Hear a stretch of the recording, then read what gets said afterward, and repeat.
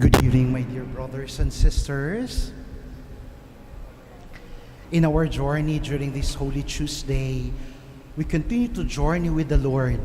Sa ating mga pagbasa, nakaabang na ang betrayal sa Kanya. Sa ating unang pagbasa, pinapakita na sa pamamagitan ng pagbasa sa mga sinabi ni Propeta Isaías kung paano ang paghihirap na mararanasan niya. An indication of His solidarity with us, that in spite of being God, He emptied Himself and became a human being and even becoming a slave. God loved everyone. And tonight, they asked me to share with you my reflection about migrant workers. One of the groups overarching the migrants and the refugees na mahal ng Diyos at mahal ng simbahan. My dear brothers and sisters, allow me in my first point to challenge you in this journey of new life and new light, of beginning a renewal, a journey of renewal, to remind you that we have to value the sacrifices of our migrant workers. Alam ninyo, sa Biblia, ang migration is one of the many themes. Sa una pa lang, alam natin ang nangyari sa mga Israelita. They were enslaved by the Egyptians. Alam natin kung paano sila naglakbay sa disyerto. That's why in Leviticus, the Lord reminded them, continue to show respect to the aliens among you as if they were born in your native land. Because remember that once you were slaves in Egypt. And of course, we all know that even our Lord Himself became a refugee. After He was born in Bethlehem, of course, we know that His life is in danger. That's why Joseph escaped, the Holy Family escaped to Egypt. This is again a manifestation of His oneness with us, na kung tayo ay natatakot, na kung tayo ay umaalis, na kung tayo ay naghahanap ng mabuting lugar, Jesus is with us. Even the apostles themselves, Paul, his job is a tent maker. And we all know that as he continued to spread the gospel, he was also a migrant worker. Kaya in this category, sabi ko, oo nga no, ako pala bilang isang misyonero, a foreign missionary, is also a migrant worker. A migrant because I moved to another country, and a worker because I'm working in the vineyard of the Lord.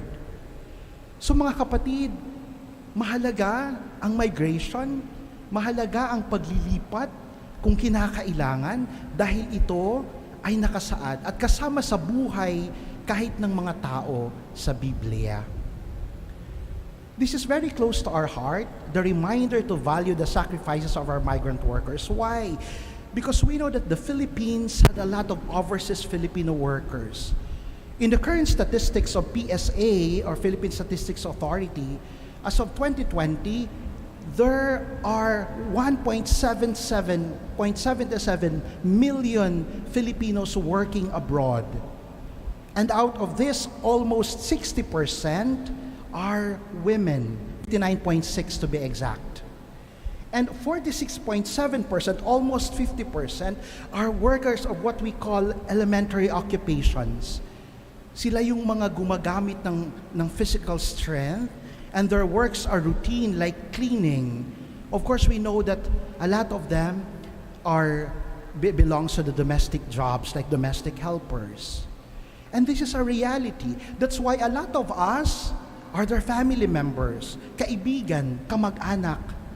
Kaya magandang paalalahanan natin kung anong magandang value and the sacrifices that they are giving to us. In a lot of my sharing, I have shared with you that once I also was an OFW.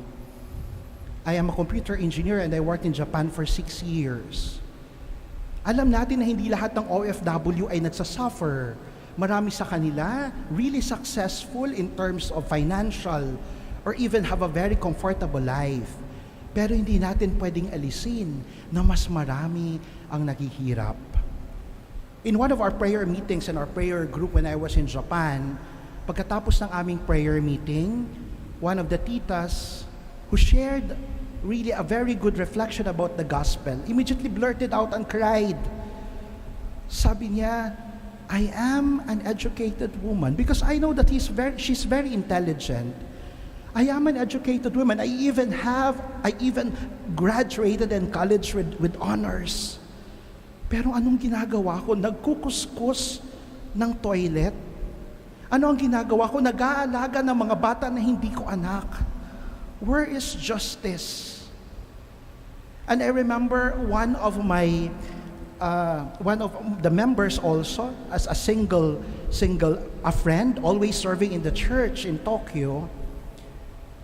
One time, nawala na lang siya. 1 month siyang hindi nagsiserve.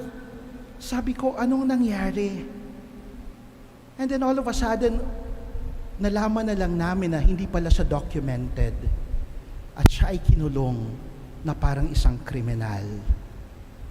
Ang gusto lang niya ay magkaroon ng mabuting buhay at mabigyan ng kanyang pamilya ng magandang bukas. But he was treated as if she was a murderer. One time pauwi ako, we had a stopover in Hong Kong. And at the back, I was just listening to the conversation of our kababayan. So excited na bumalik. But as nagkikwento sila kung gaano kaliit ang kanilang tinitirhan, kung gaano sinalipustan ng kanilang amo, kung gaano nila namimiss ang kanilang anak at ang kanilang pamilya, I cried. I cried because I know that this is not part of the will of God. The will of God for us is to have a good life. The will of God for us is to have a fullness of life. Therefore, these sacrifices sometimes can be actually solved. But our kababayans, most of them, or some of them, are really suffering. Back in Japan, in our prayer group also, we had a trainee. Alam niyo kung ano nangyari? They were asked to be trainee papuntang Japan, pero pagdating doon, alam naman nila na sila ay construction worker. Some agencies are actually abusing this free training.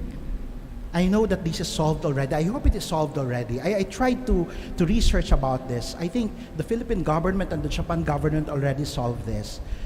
But they are treated unfairly. Pareho sila ng trabaho ng kanilang mga Japanese counterpart, but their salaries are so small.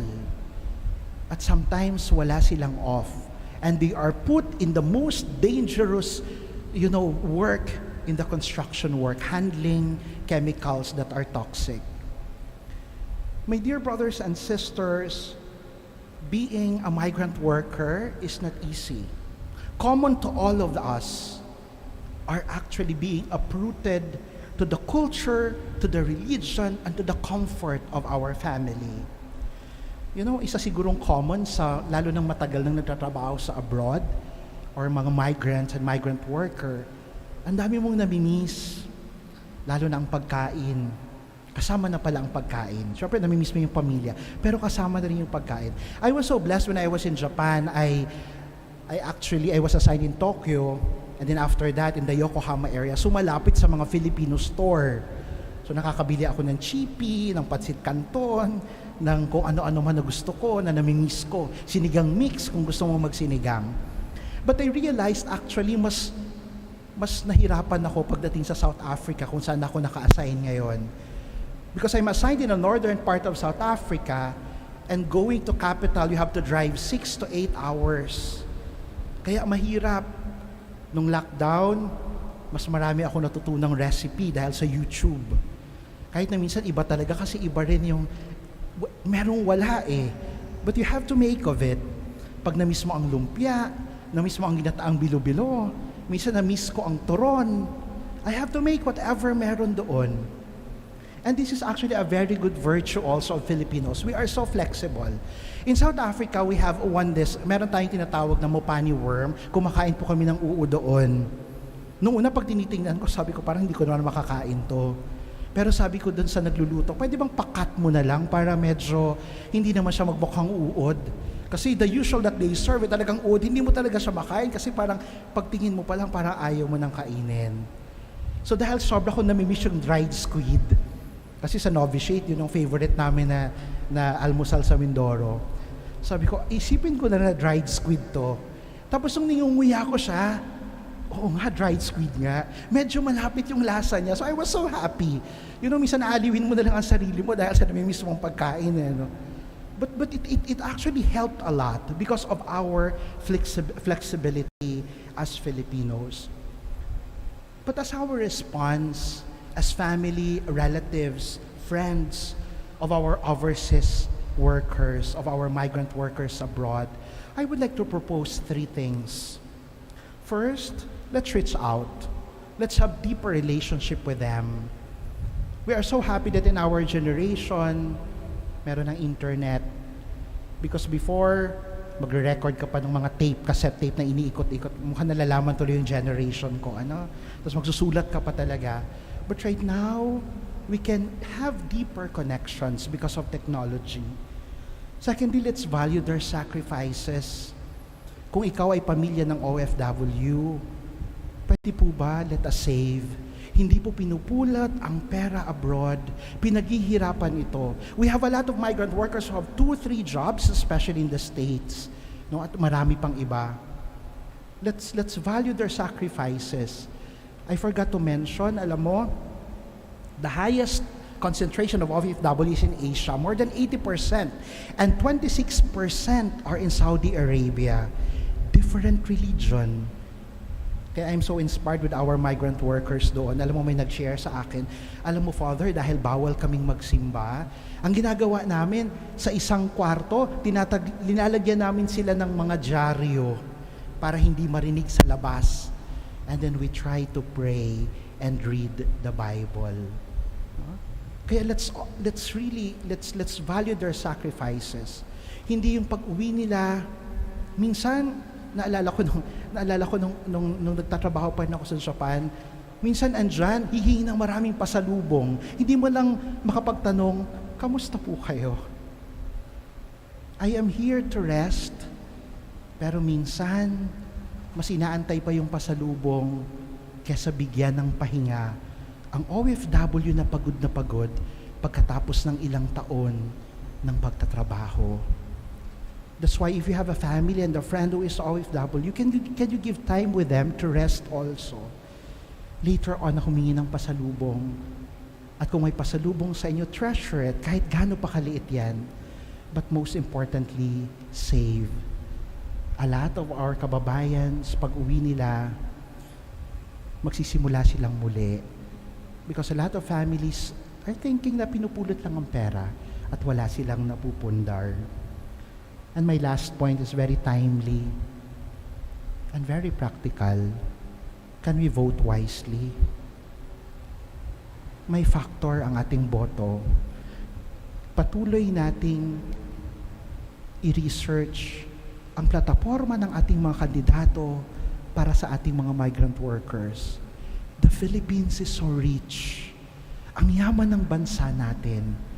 Pero bakit pa kailangang pumunta sa abroad? Dahil napupunta lamang ito sa iilan. Para sa ating kinabukasan, bumoto po tayo ng tama.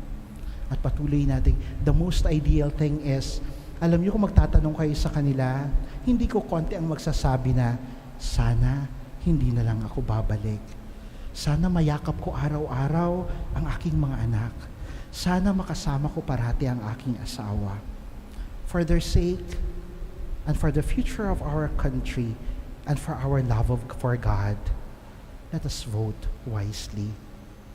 The second category that I would like to highlight in my reflection is this: support the mission of the church on migrants and refugees.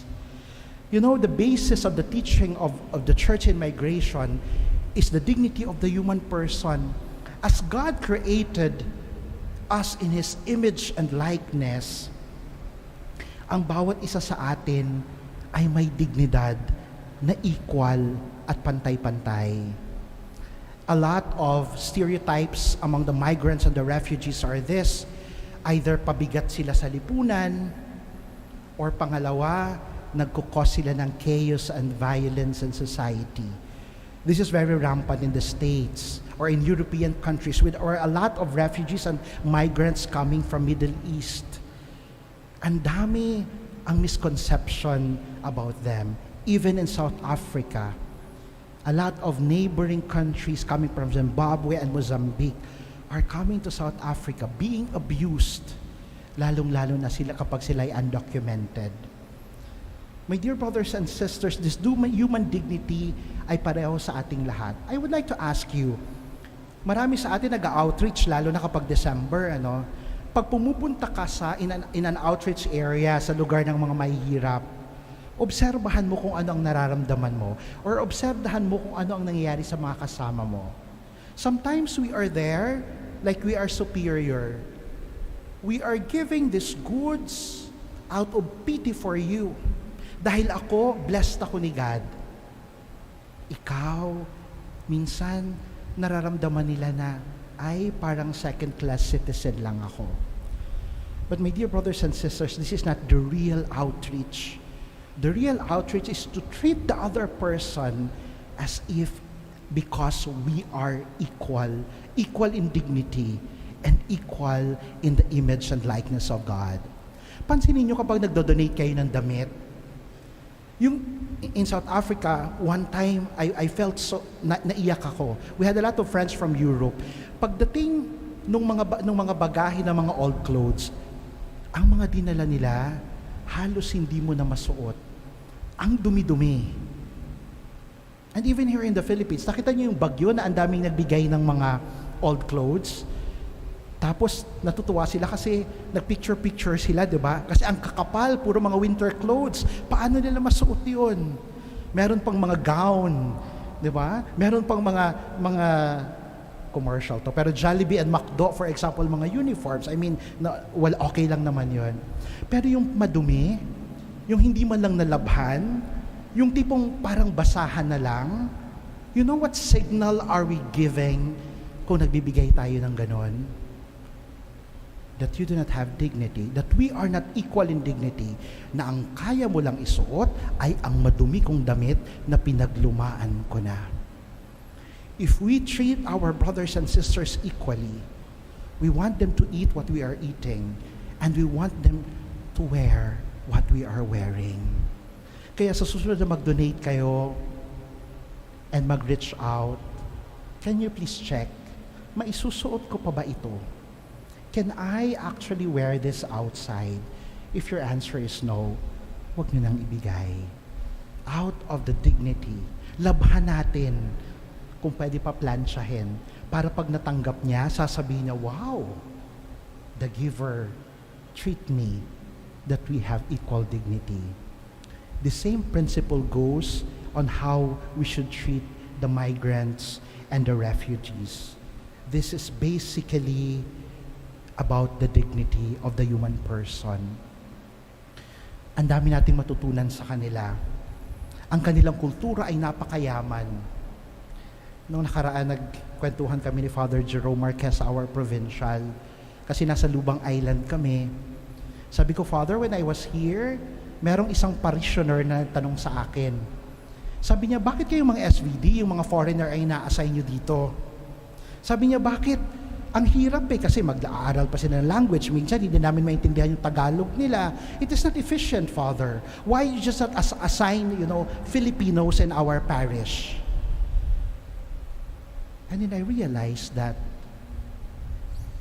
when we are gathered together, coming from different nations, we're actually telling the people that, hey, the church indeed went to the ends of the earth. Na ang simbahan ay hindi lamang simbahan ng mga Pilipino. Na ang banal na salita ay pumunta sa malayong lugar. And we are actually exchanging cultures. We are not an efficiency. Pag nakita ng mga tao na, hey, magkagaling sila sa iba-ibang lugar, pero bakit sila nabubuhay na sama-sama? We are witnessing to them that even if you are different, you can live together. Ito ang nabibigay din ng mga migrants and refugees. Meron silang kultura na napakayaman na pwedeng ibigay sa simbahan. Alam mo, ang iba sa ating mga OFW sa ibang bansa, they are struggling even in the church.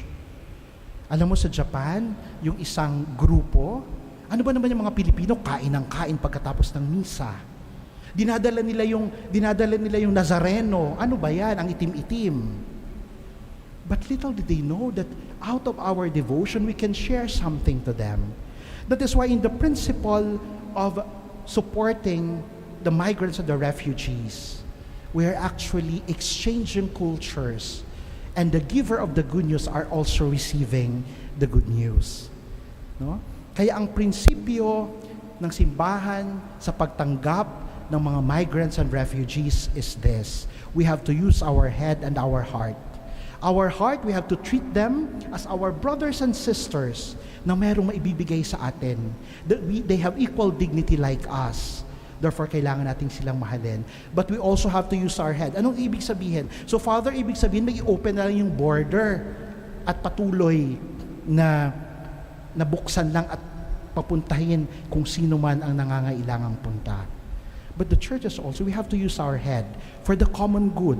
Kung maghihirap na ang mga tao na nasa loob ng country, then the government should also wise. In the Catechism of the Catholic Church, number 20-41, it says, the more prosperous nations are obliged to the extent that they are able. Ito yung paggamit ng utak. To the extent that they are able. Hindi ibig sabihin na ikababagsak na ng kanilang bansa.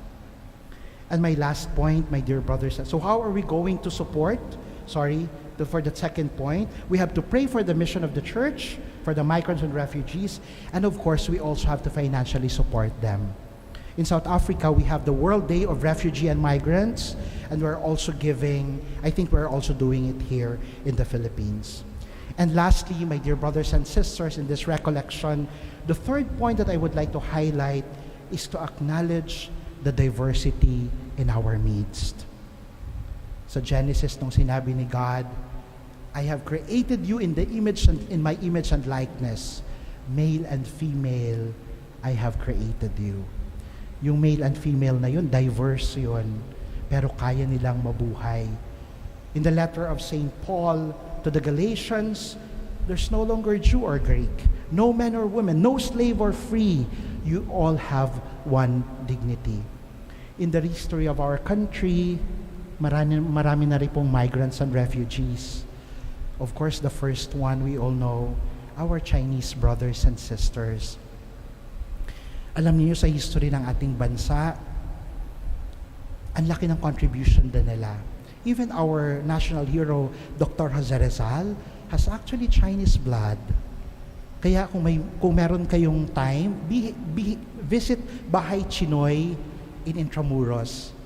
And you will be amazed that even if they struggled, even if they made fun of them, they continued to actually contribute in our country. I was assigned in St. Jude Catholic School, our Chinese-Filipino school in Malacanang. One time, meron kaming grupo ng mga estudyante. Lumaban sila ng sabayang pagbigkas. And they won. Sabi ng mga audience, ay, in-chick pala yan eh. Hindi pala Pinoy. How dare them? A lot of our Chinese Filipinos are already third, fourth generation. They were born here. At tanungin mo sila, they treat themselves as Filipinos. Naiyak yung mga estudyante, Father, kailan po ba namin mararamdaman na kami ay Filipino? Kailan po ba namin mararamdaman na gusto naming maging katulad ninyo? Because sometimes we feel that we are still outcast because we are not, quote-unquote, pure Filipino. Even the word in Czech, a lot of our Chinese it's better to call them Chinoy. There's an argument, okay lang po ba? Is it derogatory? For me to be safe, just don't call them in Czech, you know. Because in the history of the country, of course, other professors are saying, no, it means his uncle. It means, chinky eyes or something. But for me to be safe, I don't use the word in Czech. Just the word Chinoy, because they are Filipinos like us. In the history of the country, the Jews and Vietnamese also came. Naalala niyo, panahon ni Manuel Quezon, kaya nga wala tayong visa sa Israel because we actually embraced a lot of Jews during the Second World War. And of course, meron din tayong mga Indian Filipinos among our midst. Minsan tinatawag natin silang, ay, Bombay, 5-6. Some of them, because some of them are my friends. Ay, di ba, Father, Bombay is a place. It's Bombay, you know. So parang tinatawag mo, ay, ikaw Quezon City ka, ikaw Manila. No? Better we can call them Indian Filipino also, especially those already who have Filipino citizen. In South Africa, this is very, very the color of the skin. No? Hindi ko nakwento kanina, grabe din ang struggle. Alam nyo, because of xenophobia, may mga sinusunog na mga Zimbabwean, may mga sinusunog na mga Mozambican sa South Africa because everyone treats them as in rapists and everything. Even sometimes, we are racist. Hindi lang natin alam. Naalala ko sa seminaryo, nung Ash Wednesday, because we have a lot of Africans in the seminary, isang classmate ko sabi niya, "Uy, Kuya Jay, wag na tayong mag-alala kapag maubusan tayo ng abo." Sabi ko, bakit? Oh, ayan yung classmate natin. O, kung naubusan tayo ng abo, kuha lang tayo sa kanya, tapos ilalagay na natin dyan. It's a joke. It's seemingly harmless joke. Sometimes, dahil gusto natin masyadong pumuti, niluluk daw natin yung mga maiitim. But my dear brothers and sisters, we have to be sensitive. Lalo na pag nalaman natin ang kanilang pinagdaanan sa buhay. We are all equal, children of the Father with equal dignity because God created us in His image and likeness. In our journey and the desire during this Holy Week to have a new life and new light, in our journey in renewal, 3 points that I would like to share. First, let us value the sacrifice of our own migrant workers. Secondly, let's support the mission of the church. We continue to protect the vulnerable. Let's support the mission of the church for the refugees and the migrants. And lastly, let us acknowledge the diversity in our midst. We are all children of the Father. Gusto niyang mahalin natin ang bawat isa. Ano pa man ang ating kulay, ano pa man ang ating edad, ano pa man ang ating kasarian, ano pa man ang ating paniniwala. Therefore, in this Mass, this is our prayer. Lord, sorry that sometimes I feel that I'm superior with others. I would like you to ask for the grace that I will be able to value the sacrifice of our migrants, that I will value the mission of the church on migrants and refugees, and that I will continue to be instrument of accepting the unity amidst diversity. May God give us these graces. Amen.